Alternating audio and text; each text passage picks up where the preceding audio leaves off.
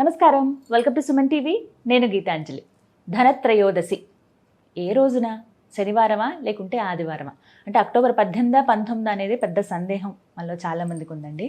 అలాగే ఆ రోజున ప్రధానంగా ఎటువంటి పూజా కార్యక్రమాలు మనం చేసుకోవాలి? ధనత్రయోదశి అనగానే లక్ష్మీ ఆరాధన చేస్తాం. అలా కొంతమంది ఖచ్చితంగా ఆ రోజు బంగారం కొనుక్కొని తెచ్చుకుంటారు. కానీ ఇప్పుడు కొనే పరిస్థితి అయితే లేదు.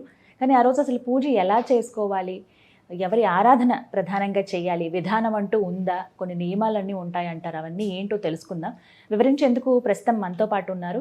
గత 15 సంవత్సరాలుగా 30,000కు పైగా జాతక పరిశీలన చేసి ఎంతోమంది జీవితాల్లో వెలుగులు నింపినటువంటి, అంటే ఒక మార్పును తీసుకొచ్చారు. వారు ఏ విధంగా జీవితంలో బాగుపడతారో తెలియజేసినటువంటి అనుభవం కలిగిన ప్రముఖ జ్యోతిష్యులు బ్రహ్మశ్రీ నందిభట్ల శ్రీహరి శర్మ గురుగారు మనతో పాటు ఉన్నారండి. వారితో మాట్లాడి ధనత్రయోదశి గురించి పూర్తి వివరాలు తెలుసుకుందాం. గురుగారు నమస్కారం అండి. వాగర్థావివ సంపృక్తౌ వాగర్థ ప్రతిపత్తయే జగతః పితరౌ వందే పార్వతీ పరమేశ్వరౌ. ఆదిత్యాయ చ సోమాయ మంగళాయ బుధాయ చ గురు శుక్ర శనిభ్యశ్చ రాహవే కేతవే నమః. శృంగేరి జగద్గురు పీఠాధిపతులకి, కంచి పీఠాధిపతులకి నమస్కారములు తెలియజేసుకుంటూ కార్యక్రమాన్ని ప్రారంభిద్దాం. గురుగారు, ధనత్రయోదశి ఫస్ట్ డేట్ ఒకటి చాలా సందేహం వచ్చేసిందండి. ఏ రోజున అనేది? శనివారమా లేకుంటే ఆదివారమా అండి? 18, 19? ఈ అక్టోబర్ నెల 18వ తారీఖు 19వ తారీఖు అని చాలామందికి ఈ ధనత్రయోదశికి, దీన్నే ధన్ తేరస్ అని అంటారు. అంటే మన దక్షిణ ప్రాంతంలో ఈ యొక్క విధానం అనేటువంటిది ఆచరణ లేకపోయినా, నార్త్ సైడ్ వాళ్ళు మాత్రం దీన్ని ధన్తేరస్గా చాలా గొప్పగా పండుగ జరుపుకుంటారు. అంటే మనకు శాస్త్ర ప్రకారం కనుక చూసినట్లయితే ఈ ధనత్రయోదశి అనేటువంటిది లక్ష్మీ అమ్మవారు జన్మించినటువంటి రోజుగా చెప్పబడుతుంది.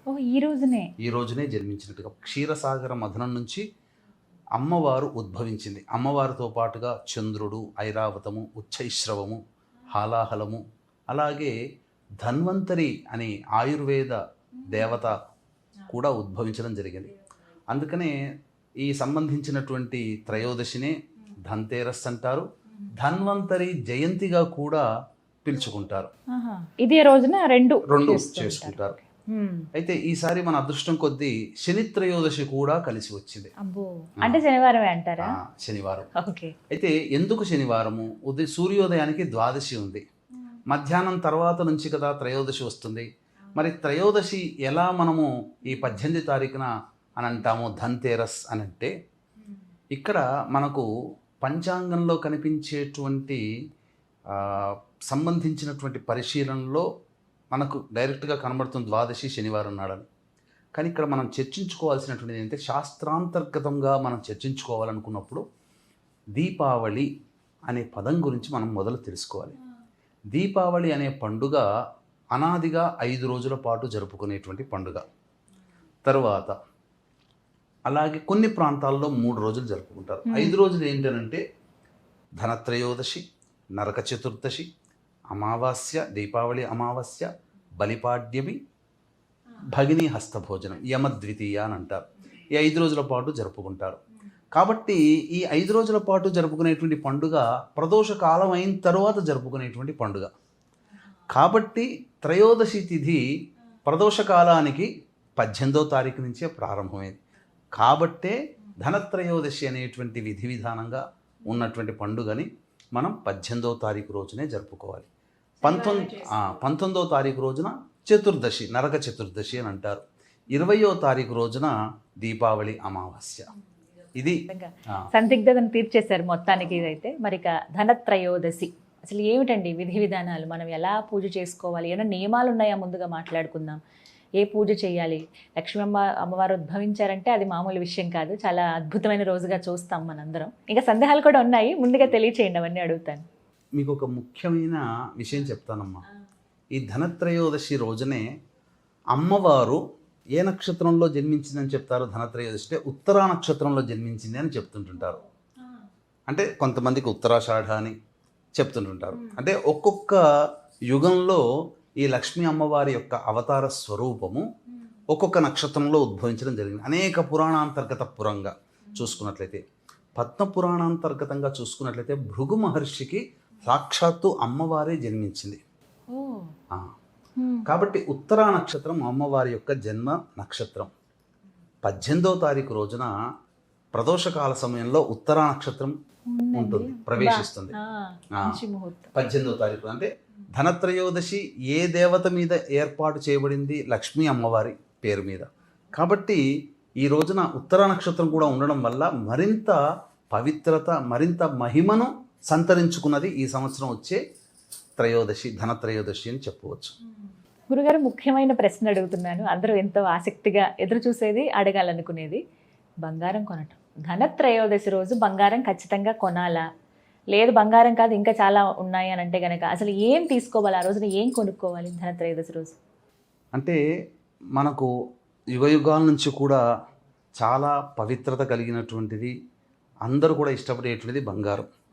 కొత్త కోడలు ఇంటికి వచ్చిన సందర్భంగా చేసుకునే మొట్టమొదటి పండుగ ఉన్నప్పుడు ఈ దీపావళి సందర్భంగా త్రయోదశి కాబట్టి బంగారం కొనడం, అంతో ఇంతో శక్తి ఉన్న వాళ్ళు బంగారం కొనడం అనేటువంటిది అనాదిగా వస్తున్నటువంటి ఆచారం. అయితే ప్రత్యేకించి ఈ రోజునే కొనాలనేటువంటిది అయితే మాత్రం నియమం లేదమ్మా. శక్తి ఉన్న వాళ్ళు తీసుకోవచ్చు. అందరికీ శక్తి ఉంటుందా? 20% మందికి శక్తి ఉంటుంది, మిగతా 80% మంది శక్తి లేదు. కాబట్టి బంగారుకి మారుస్వరూపమైనటువంటి కొన్ని వస్తువులు మనకు చెప్పబడ్డాయి. ఆ రోజున కొన్ని వస్తువులు తెచ్చుకోవాలి ఖచ్చితంగా. మన ఇంట్లో దరిద్రాన్ని అనగా ఇంటి యొక్క దోషాన్ని పారవేసేది ఏంటమ్మా? చీపురు. చీపురు కొనుక్కోవాలి, ఆ రోజు తెచ్చుకోవాలి. లక్ష్మీ స్వరూపం అమ్మ. చీపురు అంటే ఏదో కాదు, లక్ష్మీ స్వరూపం. ఇంట్లో ఉన్న చీడనంతా పక్కకు పంపించేస్తుంది కదా, అదొకటి. తర్వాత ఏకాక్షి నారికేళం అని ఉంటుంది, చిన్నది శ్రీఫలం అని అంటారు. ఆ శ్రీఫలం కానీ ఏకాక్షి నారికేళం అంటే ఒక కన్ను ఉన్నటువంటిది కానీ ఇవి దొరికితే కనుక తీసుకోవచ్చు. శ్రీఫలం దొరుకుతుంది, చిన్న నారికేళం పూజా స్టోర్లో దొరుకుతుందమ్మా. తర్వాత గోమతి చక్రాలు తీసుకోవాలి. తర్వాత ఈ యొక్క ముత్యపు శంఖము అని ఒకటి ఉంటుంది, అది తీసుకోవాలి, చిన్నది దొరుకుతుందమ్మా. తర్వాత ముత్యం కూడా కొనుక్కుంటే చాలా మంచిది. ఇక లక్ష్మీ గవ్వలు అని దొరుకుతాయి, అవి తీసుకోవాలి. గోమతి చక్రాలు, ముత్యపు శంఖం, ముత్యము, లక్ష్మీ గవ్వలు, ఇలాంటివి వస్తువులు ఎన్నైనా 2, 3 అయినా తీసుకొని ఈ రోజున తీసుకొని భద్రపరచుకోవాలమ్మా. ఎందుకనంటే ఈ రోజున తీసుకున్నటువంటి వస్తువుకి ప్రాముఖ్యత వస్తుంది. ఎందుకంటే ధనత్రయోదశి రోజున లక్ష్మీప్రదమైనటువంటి వస్తువులు ఇంటికి తెచ్చుకుంటున్నాం. తెచ్చుకున్నటువంటి వాటికి శక్తిని ఏర్పరిచేటువంటిది దీపావళి అమావాస్య రోజున. మనం మరొక వీడియోలో చెప్పుకుందాం ఏ సమయంలో చెయ్యాలి, విశేషం ఏంటి అని. ఈ వస్తువులన్నీ తెచ్చుకున్న తర్వాత అవి ఇంట్లో భద్రపరచుకోవాలి, పూజా మందిరంలో భద్రపరచుకొని మనం దీపావళి రోజున పూజ చేసుకోవాలమ్మా. ఇవి ఈ యొక్క సంబంధించినటువంటి ధనత్రయోదశి సందర్భంగా ఖచ్చితంగా కొనవలసినవి ఇవి. ఖచ్చితంగా ధనత్రయోదశి రోజున పూజించవలసినటువంటి దేవత లక్ష్మీతో పాటుగా కుబేర స్వామి కూడా. వీళ్ళందరికంటే పై స్థాయిలో ఉన్నటువంటి ఈశ్వరుడు. ఈ ముగ్గురు కూడా ధనానికి సంబంధించినటువంటి సంకేతం. ఈ సృష్టి మొత్తంలో కూడా లక్ష్మీ కుబేరులకి ధనాన్ని అందించినటువంటి వాడు. ఒక చేతిలో మీరు చూసినట్లయితే స్వర్ణాకర్షణ భైరవ చిత్రపటం కనుక చూస్తే ఈశ్వరుడు 2 చేతులు గుండగా ఈ ధన ప్రవాహాన్ని ప్రసరింపజేస్తుంటే ఒక దోసిడితో, ఒకవైపున దోసిడితో లక్ష్మీ అమ్మవారు, ఇంకొక వైపున కుబేరుడు ఇలా పట్టుకొని నిల్చుంటారు. అంటే దీని అర్థం ఆ లక్ష్మీ కుబేరులకి కూడా సంపదనిచ్చేవాడు, మనకు సంపదనిచ్చేవాడు లక్ష్మీ కుబేరుడు. కానీ ఆ లక్ష్మీ కుబేరులకే సంపదని అందించేటువంటి వ్యక్తి పరమేశ్వరుడు. కాబట్టి ఈ ముగ్గురు దేవతల్ని ఈ ధనత్రయోదశి సందర్భంగా ఖచ్చితంగా ఆరాధన చేయాలి. ఇది ముఖ్యంగా మనకు ప్రదోషకాల సమయం, శనివారం కూడా కలిసి వచ్చిందమ్మా. కాబట్టి చాలామంది శని బాధలతో బాధపడేటువంటి వాళ్ళు, ఏలినాడు శని, అష్టమ శని, అర్ధాష్టమ శని, కంటక శని, యోగ శని, దాంపత్య శని, ఇటువంటి రకాల సమస్యలతో బాధపడుతున్నటువంటి వాళ్ళు ముఖ్యంగా ఈ యొక్క సంబంధించినటువంటి ధనత్రయోదశి రోజున ప్రదోషకాల సమయంలో, అనగా సూర్యోదయం నుంచి సూర్యాస్తమయం వరకు ఉపవాస నియమాన్ని పాటించి శనిదోష నివారణ పూజలు కనుక చేసుకుంటే ఖచ్చితంగా వాళ్ళకి ఈశ్వరానుగ్రహం కలుగుతుంది. ఈ యొక్క సందర్భంగా వీక్షించేటువంటి ప్రేక్షకులు కూడా గమనిక, ఈ 18వ తారీఖు రోజున శనివారము ప్రదోషకాలంలో త్రయోదశి తిథి ఉంది. కాబట్టి ఈ పర్వదినాన్ని పురస్కరించుకొని ధనత్రయోదశి, శని త్రయోదశి 2 కూడా అయినటువంటి కారణం చేత ముఖ్యంగా ఈ ధన్వంతరి జయంతి కూడా అయింది. కాబట్టి మన పీఠమాధ్వర్యంలో మేష, మిథున, కర్కాటక, సింహ, కన్య, వృశ్చిక, ధనస్సు, కుంభమీన రాశిలో జన్మించిన వారికి శనిదోష నివారణ హోమాలు, అలాగే లక్ష్మీ కుబేర హోమము, ధన్వంతరి హోమము జాతకరీత్యా ఉన్నటువంటి పలు సమస్యల నివారణకి వివిధ రకాల హోమాదులు జరిపించి కరుంగలి మాల మీకు శక్తిపాతం చేసి ఇవ్వడం జరుగుతుంది. శని త్రయోదశి అంటే శనికి సంబంధించిన చెట్టే జమ్మి చెట్టు. ఆ జమ్మి చెట్టు నుంచే కరుంగలి మాల వస్తుంది. అత్యంత మహిమాన్వితమైనటువంటి రోజున మీకు శక్తిపాతం చేసి ఇవ్వడం జరుగుతుంది. అవకాశం ఉన్న వాళ్ళు కార్యక్రమ తదనంతరం కాంటాక్ట్ చేసి పూర్తి వివరాలు తెలుసుకోవచ్చు. ఇక మనం ఈ యొక్క త్రయోదశి తిథి రోజున ఈశ్వరానుగ్రహాన్ని పొందే ప్రయత్నం చేయాలి. సకల బాధలు కర్మదోషాలు తొలగిపోవాలనుకున్నప్పుడు ప్రదోషకాల సమయంలో శనివారం రోజున 18వ తారీఖమ్మ, ఆ రోజున పరమేశ్వరునికి బయట అనేక దేవాలయాల్లో బయట కూడా ఒక శివలింగాన్ని ఏర్పాటు చేస్తున్నారు. ఆ యొక్క శివలింగానికి నల్ల నువ్వుల నూనెతో కనుక అభిషేకము చేసి శంకు పుష్పాలతో అపరాజిత పుష్పాలతో ఈశ్వరుని అర్చించినటువంటి వాళ్ళకి అపజయం అంటూ ఉండదు. వాళ్ళ తలపెట్టినటువంటి సంకల్పం కార్తీక మాసం అయ్యే లోపల నెరవేరుతుందని చెప్పవచ్చమ్మా. కాబట్టి అంతటి దివ్యమైనటువంటి ధనత్రయోదశి రోజున దీపావళి పండుగలో జరుపుకునే మొట్టమొదటి రోజు కాబట్టి దీపదానము అనేటువంటిది ఈ 5 రోజుల పాటు చేయాలి. దీపదానం ఎలా చేయాలండి? దీపదానం అంటే దీపదానం ఉన్నప్పుడు ఈ యొక్క ధనత్రయోదశి సందర్భంగా 4 దీపాలని బ్రాహ్మణులకి 4 దిక్కుల్లో ఒత్తులు వేసి 4 విధాలుగా వెలిగించి 4 బ్రాహ్మణులకి దానం చేయవచ్చునమ్మా. లేదా ఇత్తడి దీపము, వెండి దీపము శక్తి ఉంటే ఇత్తడి దీపము, ఇవి దానం చేయవచ్చు. ఈ చేసినందువల్ల ప్రధానంగా ఈ 5 రోజుల పాటు దీపదానం ఎవరైతే చేస్తారో వాళ్ళకి నరక ప్రాప్తి అనేటువంటిది ఉండదు. గత జన్మ కర్మదోషాలు తొలగిపోతాయి, ధనవంతులు అవుతారు, ముఖ్యంగా అనారోగ్యం నుంచి బయటపడతారు. ఎందుకనంటే ఈ రోజున ధన్వంతరి కూడా జయంతి కాబట్టి విధానంగా చేసుకున్నటువంటి వాళ్ళకి, అంటే వీక్షించేటువంటి ప్రేక్షకుల్లో అందరూ కూడా 100లో 95% మంది పిల్లలు తప్ప, అంటే చాలా మటుకు 90% మంది ఏదో ఒక అనారోగ్య సమస్యతో బాధపడుతున్నారు కదా.